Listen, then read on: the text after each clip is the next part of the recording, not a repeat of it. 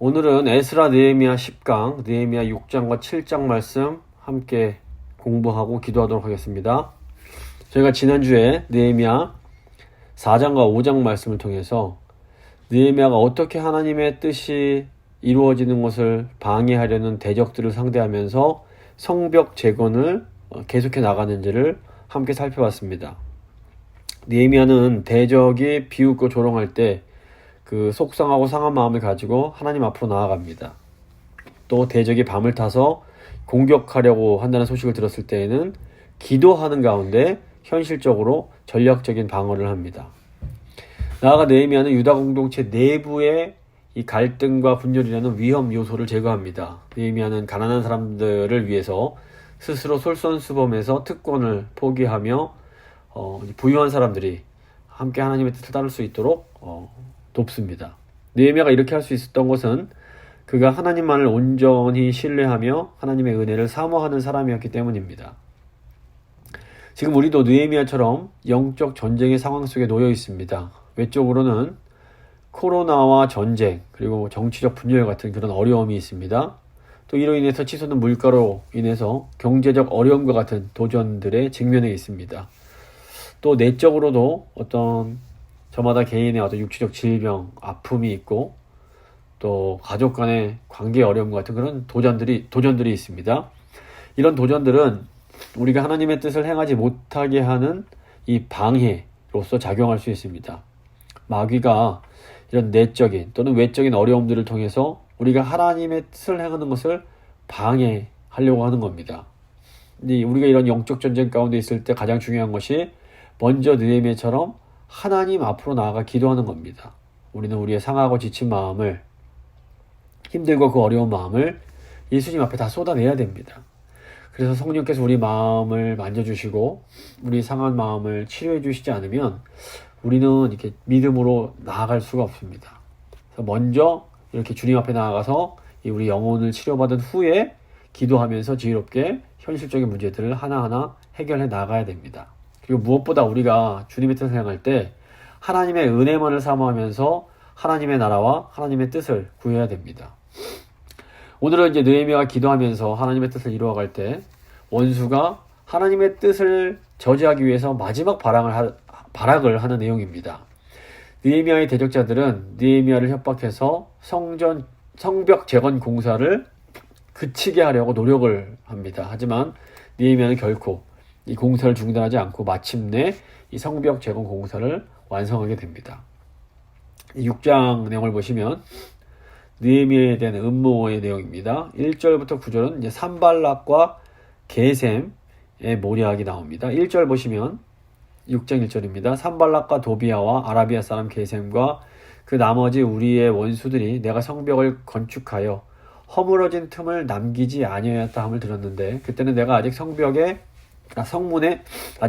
문짝을 달지 못한 때였더라. 이제 성벽 재건 공사가 거의 마무리가 되어가고 있습니다. 그러니까 성읍을 둘러싼 성벽은 이제 거의 다 완성이 됐습니다. 이제 성문을 달기만 하면 이제 공사가 마무리가 되는 겁니다.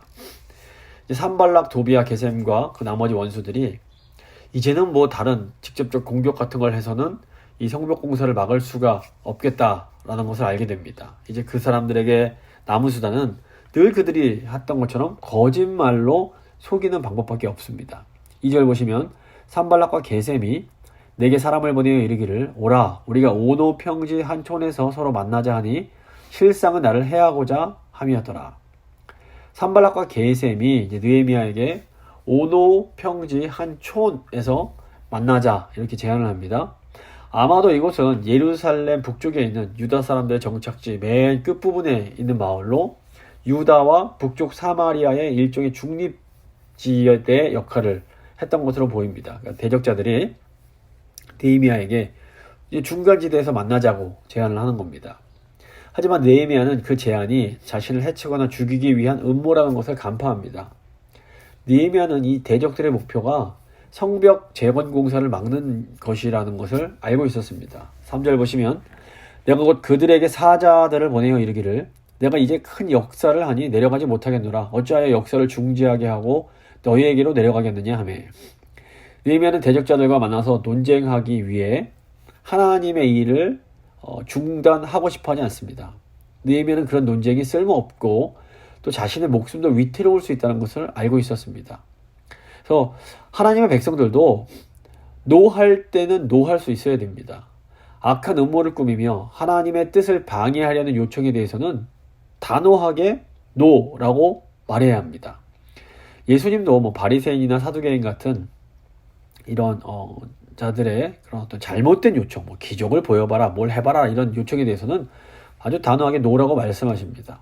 그래서 우리가 하나님의 뜻을 이루어가려고 할 때에 늘 뭐 친절하게 하는 것은 중요하지만 약한 자들의 괴계일 경우에는 단호하게 노하는 것이 필요합니다. 4절 보시면 그들이 4번이나 이같이 나에게 사람을 보내되 나는 꼭 같이 대답하였더니 지금 산발랏은 북쪽 사마리아 지역의 그 페르시아 총독이었고 느헤미야는 지금 남쪽 유다 지역의 이제 페르시아 총독으로 이제 위임을 받은 사람입니다. 그래서 이제 형식적으로는 어쨌건 간에 다 페르시아 왕의 이 종들이기 때문에 이 산발랏과도 외교 관계를 유지하는 것이 필요했습니다. 그래서 느헤미야가 외교적인 관습에 근거해서 대적들과 편지를 주고받습니다. 하지만 느헤미야는 자신이 지켜야 할 것을 잘 지키면서 자신의 의사를 분명하게 표현합니다. 산발랏이 자신의 계략이 통하지가 않자 더 비겁한 방법을 사용을 합니다. 5절 보시면 산발랏이 5번째는 그 종자의 손에 봉하지 않은 편지를 들려내게 보냈는데 당시 이제 그 페르시아의 공식 문서는 2종류가 있었는데 하나는 인장으로 봉하는 그 문서가 있고 이거 기밀을 유지하기 위한 문서고 봉하지 않은 문서가 있었습니다. 이것은 이제 사람들에게 보여줄 수 있는 그런 목적의 문서였습니다. 산발랏이 5번째 편지는 의도적으로 봉하지 않은 문서를 보냅니다. 이것은 그 문서의 내용을 주변 다른 사람들도 볼 수 있게 해서 느헤미야를 더욱 압박하기 위한 것이었습니다. 그 내용을 보면 6절부터 7절입니다. 그 글에 이르기를 이방 중에도 소문이 있고 가스무도 말하기를 너와 유다 사람들이 모반하려 하여 성벽을 건축한다 하나니 네가 그 말과 같이 왕이 되려 하는도다. 또 네가 선지자를 세워 예루살렘에서 너를 들어 선전하기를 유다의 왕이 있다 하게 하였으니 지금 이 말이 왕에게 들릴지라. 그런즉 너는 이제 오라 함께 의논하자 하였기로. 느헤미야가 자기가 말한 대로 만나주질 않으니까 그냥 온갖 거짓말을 하면서까지 느헤미야를 끌어들이고 싶어하는 겁니다. 이 5번째 편지에서 산발랏이 남유다 백성들이 페르시아 제국에 대한 반역을 모의하고 있다라는 이 과거의 주장을 또다시 반복합니다. 에스라서 4장을 보시면 느헤미야가 예루살렘으로 돌아오기 전에도 이 사마리아 사람들이 유다 공동체가 페르시아 왕을 모반하려고 한다라는 모함을 해서 이 성벽 제거를 막은 적이 있었습니다. 산발랏은 지금 느헤미야의 성벽 제거 공사가 이런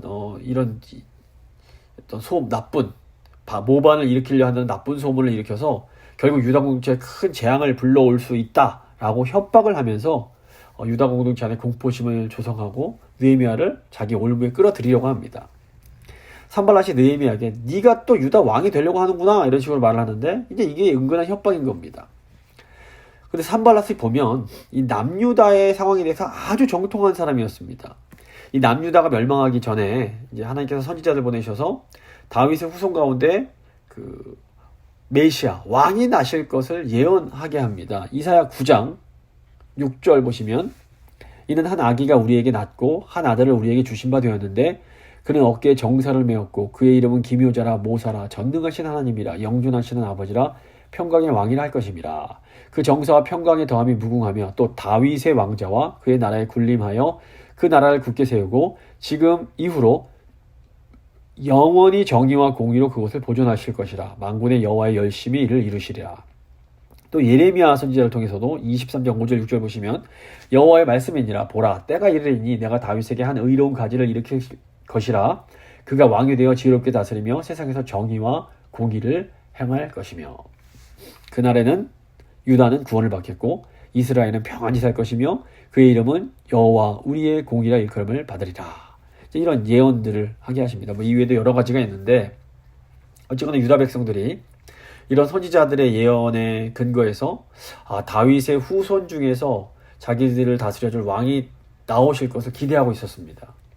그러니까 더군다나 포로귀환 공동체의 지도자였던 스룹바벨이 남유다 왕국 여호야긴 왕의 후손이었습니다. 다윗의 후손이었던 겁니다. 그러니까 유다 백성들은 다윗 왕의 혈통인 수룹바벨이나 또 그 후손을 통해서 메시아가 나타날지 모른다는 어떤 그 기대를 충분히 하고 있었을 겁니다. 그러니까 산발랏이 이런 구약 선지자들의 예언과 또 이 예언을 믿고 있는 유대인들의 그런 기대에 대해서 너무나 잘 알고 있었습니다. 산발랏은 이런 유대인들의 정서를 이용해서 예루살렘 성벽을 짓고 있는 느헤미야가 이게 왕이 되려고 한다라는 소문이 그 페르시아 왕에게 들리게 될 것이고 그것은 유다에게 큰 해를 가져올 것이다 라고 은근히 지금 협박을 하고 있는 겁니다. 보시면 산발랏이 선지자들의 예언을 잘 알고 있었습니다. 하지만 이 선지자들의 예언이 산발랏에게는 하나님의 말씀이 아니라 유다 백성들을 협박하기 위한 방편에 불과했던 겁니다. 그러니까 산발랏은 사실과 거짓말을 교묘하게 뒤섞어서 느헤미야와 남유다 백성들에게 공포감을 조성하고 느헤미야를 이렇게 흔들려고 하는 겁니다. 오늘날 현실 정치를 봐도 여전히 이 산발랏의 수법이 그대로 사용되는 것을 볼 수 있습니다. 정치인들이 보면 어떤 전체 이야기 중에서 일부를 악의적으로 떼어내서 상대방을 공격하는 경우가 많습니다. 하나님을 모르는 세상 정치인들이 이런 행동을 하는 것은 그래도 어느 정도 이해가 됩니다. 근데 슬프게도 교회 안에서도 이런 못된 행동, 악한 행동을 하는 사람들이 존재한다는 겁니다. 마귀가 이 욕심에 사로잡힌 사람을 이용해서 자신의 목적을 이루기 위해 사실과 거짓을 교묘하게 섞어서 다른 사람을 모함하게 만듭니다. 결국 마귀가 노리는 것은 교회를 흔들고 분열시켜서 하나님의 뜻이 이루어지지 못하게 하는 겁니다. 근데 정말 무서운 것이 무엇인가 하면 우리가 욕심에 사로잡히면 우리도 모르는 사이에 우리가 산발락 같은 마귀의 하수인의 역할을 할 수 있다는 겁니다. 그러니까 내가 옳다고 생각하고 열심히 추진했던 일이 결국은 교회에 상처를 주고 교회 분열을 가져오게 될 수 있는 겁니다. 그렇다면 우리가 이런 일들을 어떻게 분별할 수 있을까요? 내가 옳다고 생각하는 일이 있습니다. 그런데 이 일을 꼭 이루려고 어느 순간 거짓되고 옳지 못한 방법까지 사용하고 싶어지면 이 나도 모르는 사이에 어떤 욕심이 나를 사로잡고 있다라고 여기면 됩니다. 이때 빨리 우리가 깨닫고 회개하고 다시 제자리를 찾지 않으면 우리도 부지불식간에 산발랏처럼 하나님의 뜻을 방해하는 일에 사용될 수가 있는 겁니다. 이게 마귀가 두려움을 사용하는데 그래서 복음서도 보시면 베드로가 두려움에 사로잡혔을 때 예수님을 3번이나 부인하는 그런 일을 하는 것을 저희가 볼 수 있습니다. 그러니까 우리는 너무 연약해서 이 죄의 유혹을 받을 수 있고 두려움에 사로잡힐 수 있습니다. 하지만 우리가 유혹을 받는 것과 유혹에 완전히 빠져버리는 것은 분명히 다릅니다. 그러니까 성도는 아무리 목적이 옳다라고 해도 거짓으로 다른 사람을 음해하고 공격하는 잘못된 방법을 사용해서는 안 됩니다. 이런 인간적이고 악한 방법은 그 의도와 다르게 절대로 선한 열매를 거둘 수 없습니다. 그래서 하나님의 일은 반드시 하나님께서 원하시는 하나님의 방법으로 이루어 가야 됩니다. 8절 9절 보시면 내가 사람을 보내어 그에게 이르기를 내가 말한 바 이런 일은 없는 일이요 내 마음에서 지어낸 것이라 하였나니 이는 그들이 다 우리를 두렵게 하고자 하여 말하기를 그들의 손이 피곤하여 역사를 중지하고 이루지 못하리라 함이라 이제 내 손을 힘있게 하옵소서 하였노라. 그러니까 느헤미야가 이 산발랏의 이런 거짓된 비난을 단호하게 부인합니다. 다른 유다 백성들과 마찬가지로 느헤미야도 하나님께서 보내주실 메시아에 대한 소망이 있었을 겁니다. 하지만 느헤미야는 페르시아 아닥사스다 왕의 충성스러운 신하였고 무엇보다 느헤미야는 다윗의 후손은 아니었습니다. 그래서 느헤미야가 감히 내가 왕이 돼 이럴 생각은 결코 하지 않았을 겁니다. 느헤미야는 산발랏이 자신과 유다 백성들을 두렵게 해서 하나님의 뜻을 행하는 것을 포기하게 만들려고 하는 그런 악한 의도를 간파합니다. 이런 악한 공격에 대해서 느헤미야가 또다시 하나님께 기도합니다. 내 손을 힘있게 하옵소서. 힘을 달라고 기도하는 겁니다. 그러니까 우리가 하나님의 뜻을 따라서 살기 위해서 애를 쓰고 있을 때에도 우리를 두렵게 만들어서 하나님의 뜻을 행하기를 포기하고 싶게 만드는 이런 악한 공격들이 있을 때가 많습니다. 이때 우리가 어떻게 해야 됩니까? 느헤미야처럼 하나님을 향해서 주님 저에게 힘을 주십시오. 저를 강하게 해주십시오. 간절히 기도해야 됩니다. 결국 하나님 백성들이 정말 이 싸움이 치열한 이 세상 가운데서 정말 온전히 의지할 수 있는 분은 하나님 한 분밖에 없는 겁니다. 이제 10절과 14절 보시면 도비아라는 사람의 모략이 또 나옵니다. 이후에 무헤다벨의 손자 들라야의 아들 스마야가 두문 불출하기로 내가 그 집에 가니 그가 이르기를 그들이 너를 죽이러 올 터이니 우리가 하나님의 전으로 가서 외소 안에 머물고 그 문을 닫자. 저들이 반드시 밤에 와서 너를 죽이리라 하기로. 이 스마야라가 누군지 이제 정확히 알 수는 없습니다. 왜냐하면 성경에서 딱 이것만 나오기 때문에 누군지 알 수 없습니다. 그런데 지금 스마야가 느헤미야에게 성전 안으로 들어가자라는 제안을 하는 걸 보면 아마도 제사장이었을 가능성이 매우 높습니다. 근데 이 스마야가 두문 불출, 자기 집에 들어가서 나오질 않고 가만히 이제 있는데 이게 의도적인 거였습니다. 구약 성경을 보시면 선지자들이 상징 행동이란 것을 할 때가 있습니다. 예를 들어서 예레미야 13장 보시면 예레미야가 허리띠를 띠고 있다가 그것을 강가 바위의 틈에 숨깁니다. 하나님께서 그걸 명하십니다. 그리고 나중에 가서 그것을 확인했더니 허리띠가 썩어서 쓸 수가 없게 된 겁니다. 근데 이 허리띠가 바로 유다를 상징했습니다. 예레미야 13장 9절 10절 보시면 여호와께서 이와 같이 말씀하시니라 내가 유다의 교만과 예루살렘의 큰 교만을 이같이 썩게 하니라. 이 악한 백성이 내 말 듣기를 거절하고 그 마음에 완악한 대로 행하며 다른 신들을 따라 그를 섬기며 그에게 절하니 그들이 이 띠가 쓸 수 없음 같이 되리라. 그러니까 유다가 하나님의 그런 띠처럼 품이 있었었는데 이게 그냥 썩어버렸다는 겁니다. 그러니까 하나님께서 이 유다의 교만을 지적하시려고 예레미야 선지자에게 이런 상징 행위를 하게 하신 겁니다.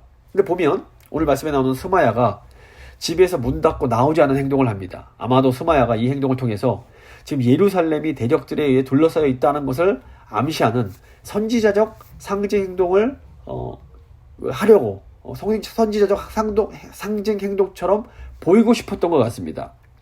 문제는 이 스마야의 상징 행동이 하나님이 명하신 것이 아니라 대적들의 사주를 받은 것이었다는 겁니다. 스마야는 자신을 이제 찾아온 느헤미야에게 지금 산발락과 다른 대적들이 당신을 죽이려는 계획을 세웠다는 것을 은근히 알려주면서 겁을 주면서 얼른 성전 안에 들어가서 숨어 있으라고 제안을 합니다. 근데 느헤미야가 두 가지 이유로 그 제안을 거절합니다. 11절 보시면 내가 이르기를 나 같은 자가 어찌 도망하며 나 같은 몸이면 누가 외소에 들어가서 생명을 보존하겠느냐 나는 들어가지 않겠노라 하고 깨달은즉 그는 하나님께서 보내신 바가 아니라 도비아와 산발랏에게 뇌물을 받고 내게 이런 예언을 함이라. 느헤미야는 우선 자신이 겁쟁이처럼 행동할 수 없고 둘째로 제사장이 아닌 자신이 성전 안으로 들어가면 그것이 성전을 더럽히는 죄가 되기 때문에 그럴 수 없다라고 말을 합니다. 아무리 느헤미야의 생명이 위험하다고 해도 이 제사장이라는 사람이 율법을 어기도록 권면하는 것은 안 되는 거였습니다. 이를 통해서 느헤미야가 스마야가 대적의 뇌물을 받고 지금 거짓 예언을 하고 있다는 것을 깨닫게 됩니다. 느헤미야는 평소에 하나님을 경외하며 하나님 말씀을 사모하고 또 그 말씀을 잘 아는 그런 사람이었기에 이 거짓 예언을 분별할 수가 있었던 겁니다. 우리가 하나님의 말씀을 평소에 잘 알고 있어야 하는 이유가 바로 이것 때문입니다.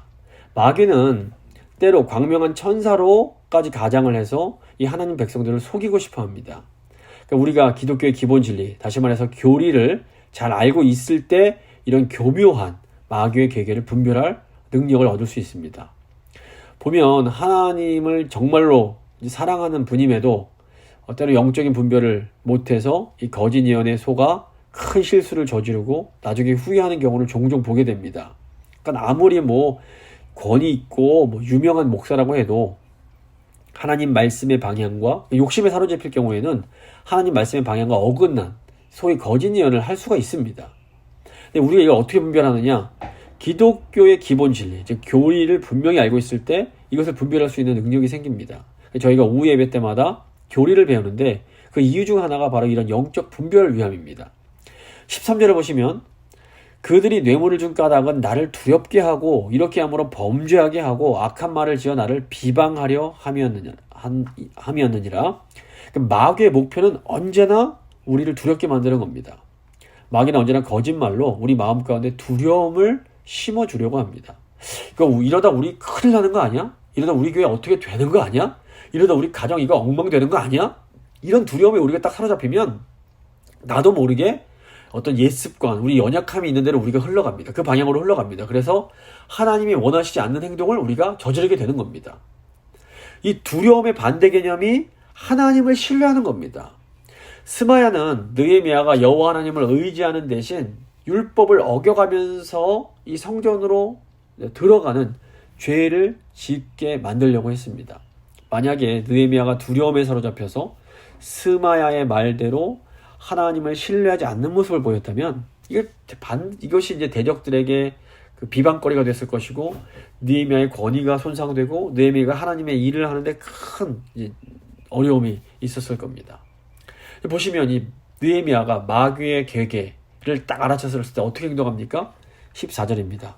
내 하나님이여 도비야와 산발락과 여선지 노아디아와 그 남은 선지자들 곧 나를 두렵게 하고자 한 자들의 소행을 기억하옵소서 하였노라. 느헤미야가 또다시 하나님께 기도를 드립니다.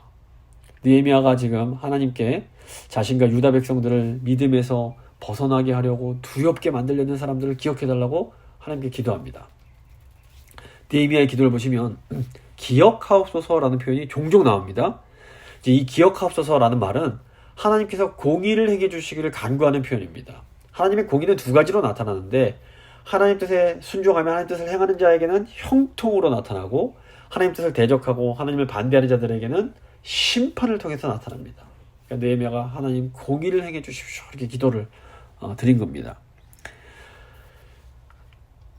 느헤미야를 대적했던 사람들 중에는 보면 산발락뿐 아니라 여선지 노아디아 같은 또 그 외에 많은 선지자들이 있었습니다. 이들은 당시 꽤나 아마 유다 사회에 영향력이 있던 사람들이었을 겁니다. 그러니까 우리가 하나님의 일을 행한다고 해서 반대가 없는 게 아닙니다. 예수님께서 하나님의 뜻을 행하실 때에도 당시 최고 유대교 지도자들이 예수님을 반대합니다. 우리도 이런 일들을 당할 수 있습니다. 이때마다 우리가 어떻게 해야 됩니까? 하나님, 저를 두렵게 하려는 이들의 행동을 기억해 주십시오. 공의를 행해 주십시오. 기도하며 한 걸음 한 걸음 걸어 나가야 됩니다. 15절에서 15절 보시면 성벽 건축이 완성되는 겁니다. 15절 보시면 성벽 역사가 52일 만인 엘룰월 25일에 끝남에 우리의 모든 대적과 주위에 있는 이방 족속들이 이를 듣고 다 두려워하여 크게 낙담하였으니 그들이 우리 하나님께서 이 역사를 이루신 것을 알미니라.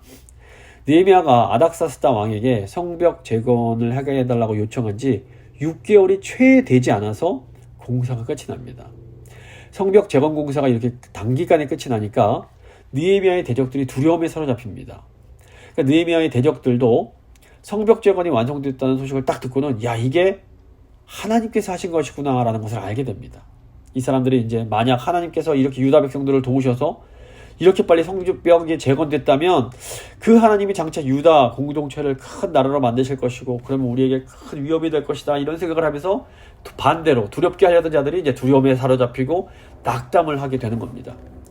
17절부터 19절 보시면 또한 그때에 유다의 귀족들이 여러 번 도비아에게 편지하였고 도비아의 편지도 그들에게 이르렀으니 도비아는 아라의 아들 스가냐의 사위가 되었고 도비아의 아들 여호하난도 베레가의 아들 무술람의 딸을 아내로 맞이하였으므로 유다에서 그와 동명한 자가 많음이라. 그들이 도비아의 선행을 내 앞에서 말하고 또 내 말도 그에게 전하며 도비아가 내게 편지하여 나를 두렵게 하고자 하였느니라. 당시 이제 유다의 귀족들 중에는 이 사마리아 총독인 도비아와 연관된 사람들이 많았던 것으로 보입니다. 그러니까 도비아가 사마리아 지역 총독이니까 이 남유다의 고위층들이 도비아와 어떻게 살아도 이렇게 줄을 대려고 했던 겁니다. 그래서 암몬 출신인데 이방인 출신인데 도비아가 유다 공동체 안에서 유력한 사람들의 딸과 결혼을 해서 유다 귀족들과 친분을 맺었고 도비아의 아들도 유다 귀족의 딸과 결혼을 시켰습니다. 근데 보면 이미 에스라 학사가 와서 유다 백성이 이방 사람들의 자녀와 결혼한 것을 금지하는 조치를 취했던 때입니다. 근데 유다 귀족들이 이런 에스라의 이런 말씀을 무시하고 자신의 자녀들을 이방 사람들의 자녀와 결혼을 시키고 있었던 겁니다. 이렇게 자신의 욕심을 위해서 하나님의 말씀을 무시하며 도비아와 동맹한 유다 귀족들이 결국에는 느헤미야가 하나님 뜻을 행할 때 그것을 방해하는 겁니다. 그러니까 하나님의 사람들이 하나님의 뜻을 이루고자 할 때에도 반드시 이런 방해와 반대가 있습니다. 이 반대가 뭐 교회나 우리 가정, 믿음의 가정 외부에서만 오는 것이 아니라 그 교회나 가정 내부에도 있는 겁니다. 그러므로 우리가 하나님의 뜻을 행하려 할 때 어떤 반대가 있고 어려움이 있고 방해가 있다 해서 너무 놀라거나 야 이거 하나님 뜻이 아닌가? 이렇게 의심할 필요가 없는 겁니다. 중요한 것은 반대가 있고 방해가 있다고 해서 하나님의 뜻을 완전히 막을 수는 없다라는 사실입니다. 물론 방해가 있으면 하나님의 뜻이 조금 늦춰질 수는 있습니다. 하지만 하나님의 뜻은 결국에 이루어질 수밖에 없습니다. 하나님의 뜻이 이루어질 때 방해하던 사람들도 결국 하나님이 하신 일을 인정하고 두려워하고 낙심하게 됩니다. 그러므로 우리에게 가장 중요한 것은 하나님의 약속을 굳게 붙잡고 끝까지 흔들리지 말고 하나님의 뜻을 이루어가는 겁니다. 고린도전서 15장 58절 보시면 그러므로 내 사랑하는 형제들아 견실하며 흔들리지 말고 항상 주의 일에 더욱 힘쓰는 자들이 되라. 이는 너희 수고가 주 안에서 헛되지 않은 줄 알미라. 이렇게 말씀합니다. 이제 7장 보시면 이제 느헤미야가 지도자를 세우는 내용입니다. 1절 보시면 성벽이 건축되며 문짝을 달고 문지기와 노래하는 자들과 레위 사람들을 세운 후에 느헤미야는 성벽 건축을 끝내고 성문을 달고 문지기를 세우고 노래하는 자들과 레위 사람들을 세웁니다. 본래 보면 레위 사람들의 임무는 성전문을 지키는 것과 제의적 성결을 지키고 성전의 각종 기구와 기구들을 보존하는, 그러니까 성전에서 일어나는 일들을 위해서 봉사하는 거였습니다. 그런데 성전에서 봉사하는 레위인과 지금 노래하는 사람들이 성벽이 건축된 후에 함께 지금 언급되는 것은 남유다 백성들의 일상의 삶이 하나님을 향한 예배와 서로 분리가 될 수 없음을 의미합니다. 많은 사람들이 하나님을 예배하는 일과 일상의 삶을 서로 분리해서 생각합니다. 하지만 수직적으로 하나님을 예배하는 일과 또 수평적으로 이웃을 사랑하며 살아가는 일은 서로 구별은 가능할지 몰라도 분리될 수는 없습니다. 그러니까 다시 말해서 우리가 주일에 하나님께 드리는 예배와 우리의 가정과 직장과 매일매일의 삶이 분리될 수가 없다라는 겁니다. 예배가 정말 제대로 회복이 되면 그것은 자연스럽게 우리의 일상의 삶의 회복으로 이어지게 됩니다. 반대로 일상이 회복되면 또다시 하나님을 향해서 진정한 감사의 예배를 또 드릴 수 있게 됩니다. 구약 선지서들을 봐도 수직적인 차원의 우상숭배와 수평적인 차원의 사회적 불의가 늘 연결이 되어 있습니다. 표면적으로는 하나님을 열심히 예배하는 것처럼 보여도 매일의 삶 속에서 사랑이 없고 불의를 행하는 사람의 그 내면을 들여다보면 저 깊은 곳에 우상숭배가 자리 잡고 있는 것을 볼 수 있습니다. 근데 이런 사람들의 예배는 겉보기엔 아무리 근사해 보일지 몰라도 가인의 예배처럼 하나님께서 받아주시질 않는 겁니다. 그래서 우리가 하나님께 드리는 예배가 정말 우리의 삶으로, 우리의 일상으로 연결되고 우리의 삶에서 완성되고 있는지를 잘 우리가 생각해 봐야 됩니다. 그리고 그렇지 못하다면 회개해야 됩니다. 그리고 정말 다시 정말 이 온전한 하나님께 그 삶의 예배, 로마서 12장에 나오는 삶의 예배를 드릴 수 있도록 노력을 해야 됩니다. 2절을 보시면 내 아우 하나니와 영문에 관한 하나냐가 함께 예루살렘을 다스리게 하였는데 하나냐는 충성스러운 사람이요 하나님을 경외함이 무리 중에서 뛰어난 자라. 성벽을 세운 느헤미야가 이제 예루살렘 성읍을 다스릴 지도자를 세웁니다. 이 사람들은 이제 첫째 능력이 있고 또 동료들에게 신임을 받으며 하나님을 향해서 바른 태도를 갖고 있는 사람들이었습니다. 3절 보시면 내가 그들에게 이르기를 해가 높이 뜨기 전에는 예루살렘 성문을 열지 말고 아직 파수할 때에 곧 문을 닫고 빗장을 지르며 또 예루살렘 주민이 각각 자기가 지키는 곳에서 파수하되 자기 집 맞은편을 지키게 하라 하였노니. 성벽이 세워졌지만 예루살렘 성읍에는 경계하고 지키는 일이 여전히 필요했습니다. 그래서 성읍 안에 살고 있던 사람들 중에서 파수꾼을 세우는데 예루살렘 주민 대부분이 이제 이 파수하는 일에 참여하게 됩니다. 4절 보시면 그 성읍은 광대하고 그 주민은 적으며 가옥은 미쳐 건축하지 못하였음이니라. 얼마 전까지만 해도 예루살렘 성벽이 다 허물어져 있는 상태였기 때문에 당시 성읍 안에 살고 있던 사람들의 숫자가 그렇게 많지 않았던 것으로 보입니다. 더군다나 이들은 성벽 재건 공사에 우선적으로 참여해야 됐기 때문에 자신들의 집을 제대로 지을 수가 없었습니다. 그래서 느헤미야는 도시의 이런 취약한 부분을 극복하기 위해서 유다 성 밖에 사는 유다 백성들을 그들 중에서 일부를 다시 성읍 안으로 이주해서 살도록 권면해야 했습니다. 이를 위해서 느헤미야가 바벨론에서 귀환한 사람들의 명단을 작성해서 이제 인구를 조사합니다. 5절 내 하나님이 내 마음을 감동하사 귀족들과 민장들과 백성을 모아 그 계보대로 등록하게 하심으로 내가 처음으로 돌아온 자의 계보를 얻었는데 거기에 기록된 것을 보면, 그러니까 하나님이 느헤미야의 마음을 감동시키셨다라는 표현은 느헤미야가 하나님께 자주 기도하면서 하나님과 친밀한 관계를 유지했음을 이제 보여줍니다. 그래서 하나님께 늘 기도하는 가운데 하나님께서 어떤 마음 가운데 성령의 그런 음성을 그 성령이 말씀하시는 것을 듣고 감동을 받는 겁니다.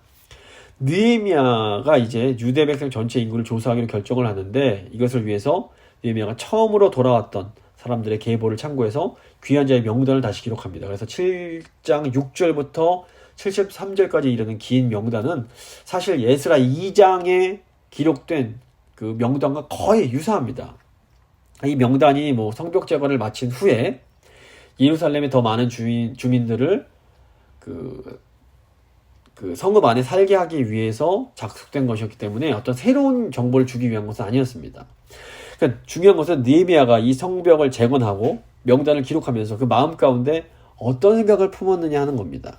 아마도 이사야서 62장에 나오는 예루살렘이 회복되는 그 예언을 마음에 품었을 것으로 보입니다. 이사야 62장 6절, 7절, 그리고 10절, 12절 보시면 이사야가 했던 예언이 나옵니다.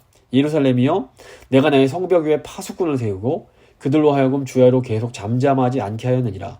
너희 여호와로 기억하시게 하는 자들아, 너희는 쉬지 말며 또 여호와께서 예루살렘을 세워 세상에서 찬송을 받게 하시기까지 그로 쉬지 못하시게 하라.